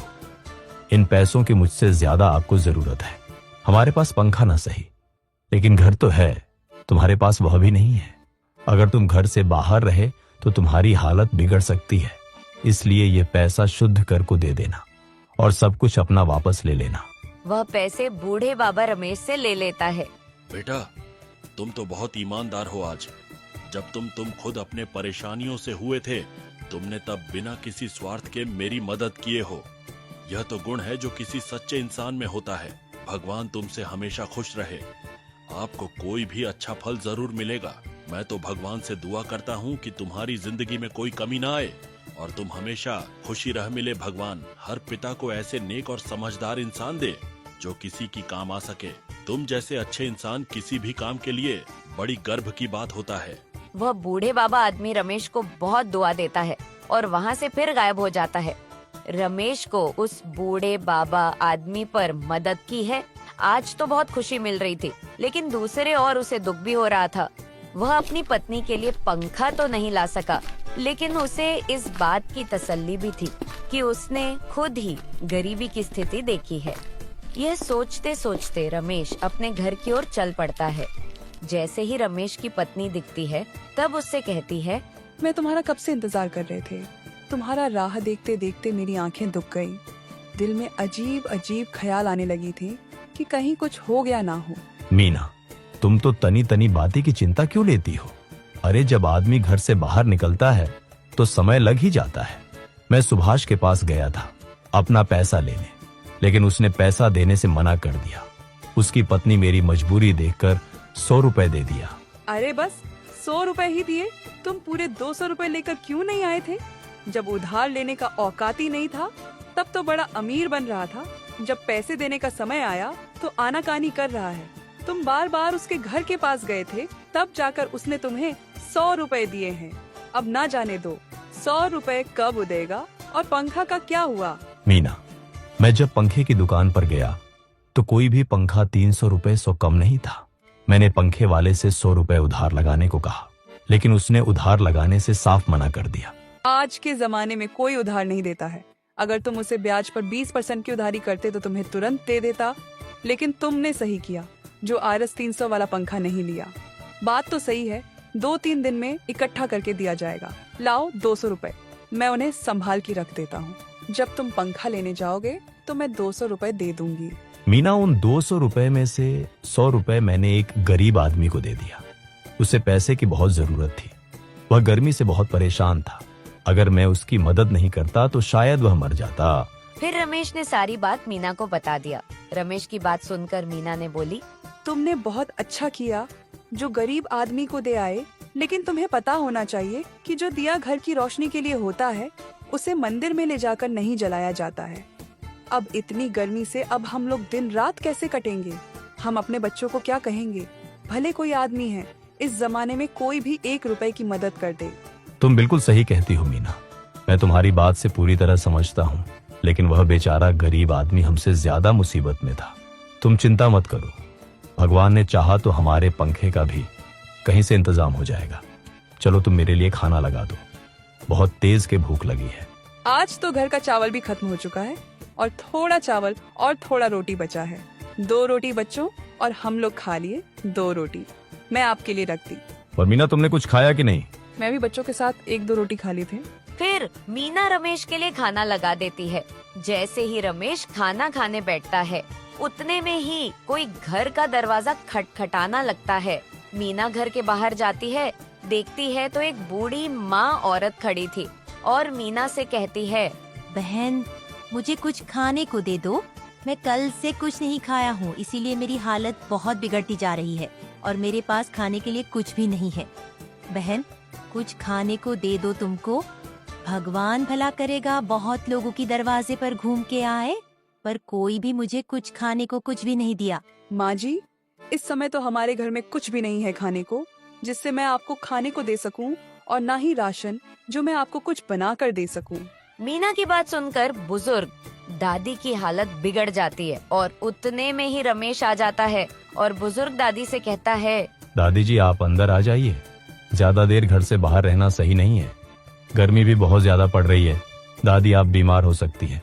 रमेश उस बुजुर्ग दादी को घर में ले आता है और मीना से कहता है, मीना मेरे लिए तुम जो खाना बचा कर रखी थी वह दादी जी को दे दो।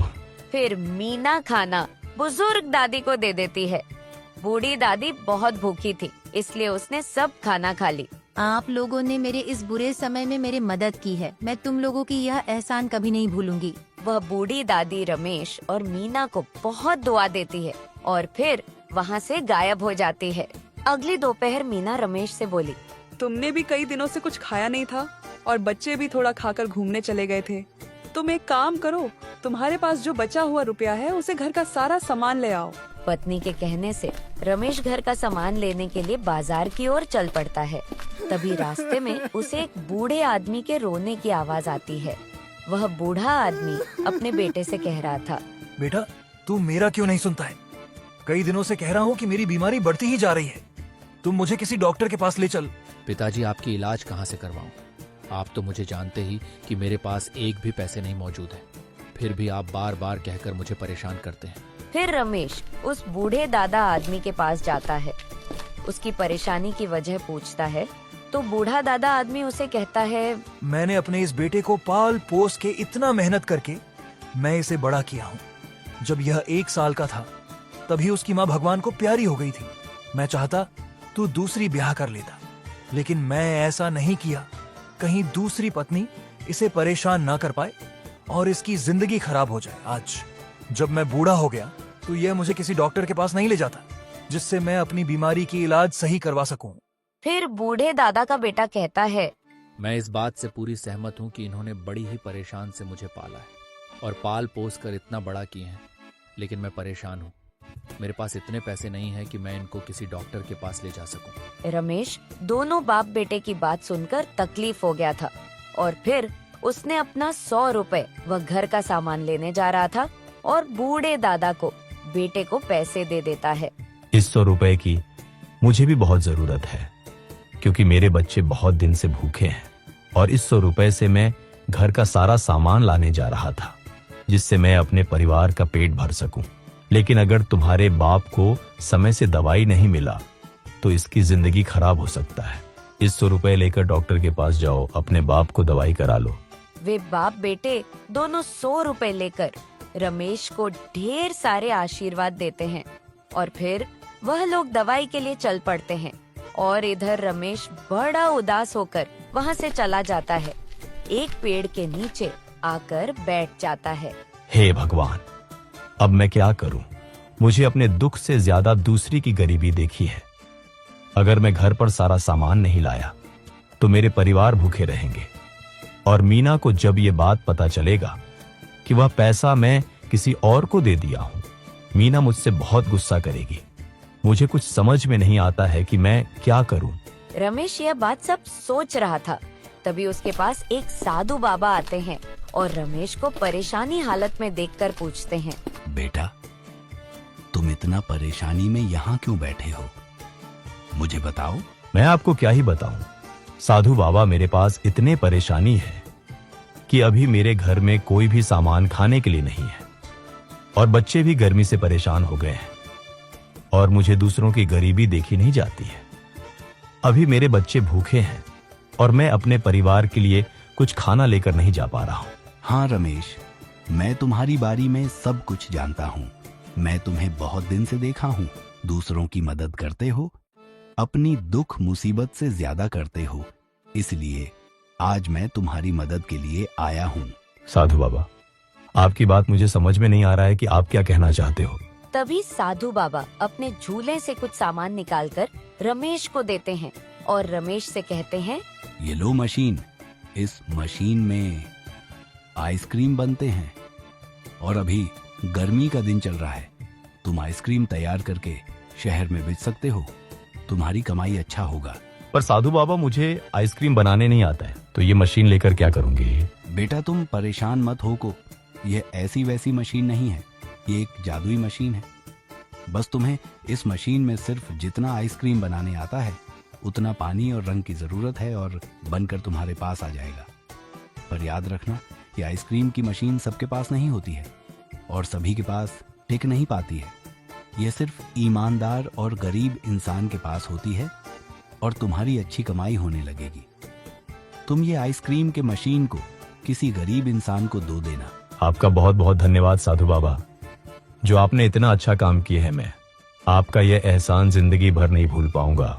आइसक्रीम का मशीन लेकर रमेश खुश होकर घर की ओर चल पड़ता है। तभी उसकी पत्नी हाथ में सामान का थैला ना देखकर उसने गुस्से में पूछती है, अरे क्या जी, आज भी किसी गरीब इंसान को पैसे देकर आए हो? क्या घर में खुद खाने के लिए तरस रहे हैं और चले हो गरीब इंसान को देने? अरे मीना, पहले मेरी बात तो सुनो। मैं घर में सच में सामान लेकर नहीं आया हूँ, पर मैं ऐसा चीज लेकर आया हूँ तुम्हारा दिल खुश हो जाएगा। हाँ जी, सच में तो बताओ, ऐसा चीज क्या लेकर आए हो? हम और हमारे बच्चे का पेट भर सके और हम लोग परेशानी से दूर हो जाए। फिर रमेश अपने परिवार को जादुई आइसक्रीम मशीन के बारे में सब कुछ बता देता है। मीना भी यह बात सोचकर खुश तो हो जाती है। अब बात यह थी कि आज के खाने के लिए मिला तो, पर आइसक्रीम बेचने के लिए साइकिल का ठेला एक चाहिए। अरे जी, आप परेशान मत हो कि ये मेरे माँ का दिए हुए चांदी की अंगूठी को आप सुनार के पास बानी रख दीजिए और कुछ पैसे उधार ले लेना। फिर जब आ जाएंगे तो तुम अंगूठी को छोड़ लेना। कम से कम आज बच्चे भूखे तो ना रहे और आइसक्रीम बेचने के लिए एक साइकिल वाला भी ठेला मिल जाएंगे। हाँ मीना, तुम सही कह रही हो। लाओ दे दो मुझे वह चांदी की अंगूठी। मैं सुनार के पास जाता हूँ, फिर सामान और ठेला लेकर आता हूँ। फिर मीना रमेश को वह अंगूठी दे देती है और रमेश खाने का सामान और ठेला को घर ले आ जाता है। लो मीना, तुम खाना तैयार करो, फिर हम लोग खाना खाकर आइसक्रीम की तैयारी करते हैं। फिर वह लोग बड़े मजे से खाना खाकर मीना और रमेश आइसक्रीम बनाने लगते हैं और बच्चे आइसक्रीम बनते हुए देखकर बहुत ज्यादा खुश हो जाते हैं। अरे मेरी जादुई मशीन, मुझे चॉकलेट वाले फ्लेवर का 5 आइसक्रीम बनाकर दे दो। तभी जादुई मशीन से 5 आइसक्रीम बनकर आ जाती है। बच्चों ने एक एक करके चॉकलेट वाला आइसक्रीम को खा लिए थे और बड़ा मजा आया। तो फिर रमेश आइसक्रीम को साइकिल पर ठेला को लेकर शहर की ओर आइसक्रीम बेचने चल पड़ता है। आइसक्रीम ले लो भाई, आइसक्रीम ले लो। एक बार खाओगे तो बार बार मांगोगे। जो एक बार खा लोगे तो वो दुनिया की सब टेंशन भूल जाओगे। ऐसी बोलकर शहर वाले भीड़ लगा देते हैं। बच्चे, बूढ़े और जवान, सभी कोई रमेश से आइसक्रीम खरीदने लगता है। अरे रमेश, आइसक्रीम तो खाकर ही मजा आ गया। इतना बढ़िया आइसक्रीम मैंने तो कभी नहीं खाए थे। हाँ रमेश भाई, तुम्हारा आइसक्रीम तो बहुत बढ़िया है। सब आइसक्रीम वाले से तुम्हारा आइसक्रीम अलग है। ऐसा लगता है कि खाता ही रहूं। मुझे 2 आइसक्रीम और दे देना, मैं अपने परिवार को खाने के लिए ले जाऊंगी। इस तरह रमेश की सारी आइसक्रीम बिक पड़ती है और उसकी अच्छी कमाई होने लगती है। रमेश की अच्छी कमाई को देखकर उसकी पड़ोसी हरपाल बहुत ज्यादा जलने लगता है। फिर रमेश का पड़ोसी हरपाल पूछता है, अरे रमेश, तू सच में बता, आइसक्रीम में क्या मिलाता है कि तुम्हारी आइसक्रीम बहुत बढ़िया होती है और शहर में आते समय बिक पड़ती है और मैंने बहुत आइसक्रीम वाले को देखा है। बाकी तुम्हारे जैसा नहीं, तुम तो इतनी कम दिनों में नाम कमा लिया। ताकि मैं जानता हूँ व्यापार जमने में जितना टाइम लगता है, मगर तुम्हारे पहले दिन में अच्छी कमाई होने लगा।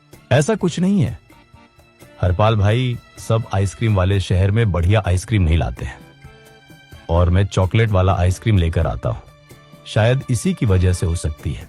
वह हरपाल को कहकर अपना आइसक्रीम बेचने चल पड़ता है। मगर यह बात हरपाल को कुछ डाउट सा लगता है। हरपाल मन ही मन में सोचने लगता है, वह बात कुछ डाउट सा लग रहा है और रमेश बहुत तेज में से है शहर में, तो और भी लोग चॉकलेट आइसक्रीम लेकर आते हैं, पर इसकी जैसी उन लोगों की नहीं बिकती है।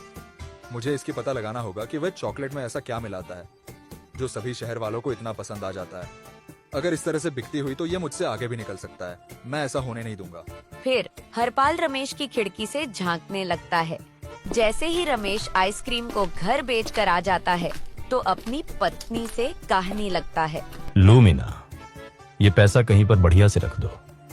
कल तुम इस पैसे से बच्चों के लिए सामान ला देना और बढ़िया पंखा भी लेकर आना। गर्मी बहुत ज्यादा पड़ रही है। अब हमारे दिन भी बहुत ज्यादा बदल गए हैं। पहले एक पंखा के लिए तरसती थी, अब हमारे घर में ऐसे आने लगे हैं। बस ये सब जादुई मशीन की वजह से है, वरना हमारी औकात क्या थी ऐसे लाने की। हमारे पास जादुई मशीन ना होता तो पता ना हम लोग कहाँ पर होते। अरे पापा इस जादुई मशीन से आइसक्रीम मांग कर देखो ना, मुझे बहुत खाने का मन कर रहा है। अरे जी, मुझे भी आइसक्रीम बहुत पसंद है, मुझे भी खाने का मन कर रहा है। मेरे लिए भी जादुई मशीन से एक आइसक्रीम मांग ली ना। फिर रमेश जादुई मशीन से आइसक्रीम मांग लेता है और मशीन से इतना सारा आइसक्रीम निकलने लगता है। वह सब हरपाल खिड़की से छुप कर देख रहा था। अच्छा, तो ये जादुई मशीन का सब कमाल है। इसी की वजह से रमेश की आइसक्रीम शहर वाले का बहुत ज्यादा पसंद आ रहा है। अगर ये मशीन मेरे पास आ जाएगा तो मैं भी बहुत आइसक्रीम बेचकर बहुत सारा पैसा कमाऊंगा। यह सोचते सोचते हरपाल अपने घर की ओर चल पड़ता है। फिर वह रात होने का समय या घुरता है। जब रात हो जाती है और सब लोग सो जाते हैं तो हरपाल रमेश के घर चुपके से जाकर वह जादू वाला मटका चुरा लेता है। और इधर सुबह होते ही रमेश की परिवार सब जादू मशीन को खोजने लगते हैं। खोजते खोजते सब लोग परेशान हो जाते हैं। अरे सब लोग अच्छे से खोजो, घर में होगा। अरे जी, मैंने सब जगह खोजे पर कहीं पर नहीं मिल रहा है। हरपाल आइसक्रीम बनाने की पूरी कोशिश करता है। उसने लालच में आकर जादू मशीन में बहुत सारी दुर्लभ सामग्री डाल दिया था। फिर उससे कहता है, अरे जादुई मशीन, मुझे 5 आइसक्रीम बनाकर दे दो। मशीन अपने आप तेजी से घूमने लगती है। उसमें से ठंडी बर्फीली की लपटें निकलने लगा है। पूरे लोग ठंड से जमने लगे थे और सभी लोग परेशानी में पड़ गए थे। अब हरपाल समझ गया कि जादुई मशीन बिना ईमानदारी की नहीं टिकती है, लेकिन तब तक बहुत देर हो गया है। मशीन बेकाबू हो गई थी। सभी लोग बर्फ से जमाने लगे थे। तभी एक ज्ञानी साधु बाबा ने आकर कहते हैं, बेटा, ये जादू मशीन को तुमने क्यों चुरा लाया? तुमको लगा सब कुछ हमारा होगा, लेकिन जादू ईमानदार के पास होता है, बेईमान के हाथों में नहीं होता है। हरपाल को अपनी गलती की एहसास हो गई और उसने माफी भी मांग लिया और मशीन को रमेश को लौटाने का फैसला किया था। जैसे ही उसने मशीन लौटाई, सभी लोग बर्फ से पिघलने लगते हैं और सब कुछ पहले जैसा हो गया था। यह घटना हरपाल को जिंदगी भर का एक सीख मिल गया था। और चोरी का फल मीठा नहीं होता है, बल्कि वह खुद के लिए बर्फीली तबाही लेकर आता है।